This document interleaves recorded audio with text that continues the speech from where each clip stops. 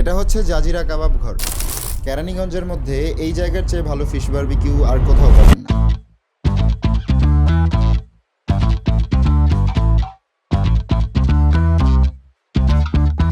Let me explain. আমার লাইফে এত ভালো ফিশ বারবিকিউ কোথাও খাইনি। ওনাদের ফিশ বারবিকিউ এত টেস্টি হওয়ার রিজন দুইটা। ওনারা গত 7 বছর যাবত শুধু ফিশ বারবিকিউই বানাইতেছে। ফিশ বারবিকিউ বর্তমানে রানিং এ চলতেছে 7 বছর ধরে।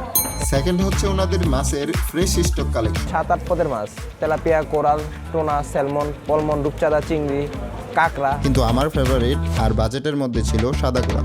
সালাদের ভিতরে মনে করবি যে অনেক কিছু দেয় তো, চাল, আবার তোর যে তেঁতুল দেওয়া করে তো খুবই টেস্ট। স্বাদে টেস্টি, মানে ভালো, আর কেরানীগঞ্জের মধ্যে বারবার মানুষ তো আসবেই। আর এই ফিশ বারবিকিউ খাইতে চাইলে কেরানীগঞ্জে গিয়ে জাজিরা কাবাব ঘরের কথা জিজ্ঞাসা করলে যে কেউ বলে দেবে।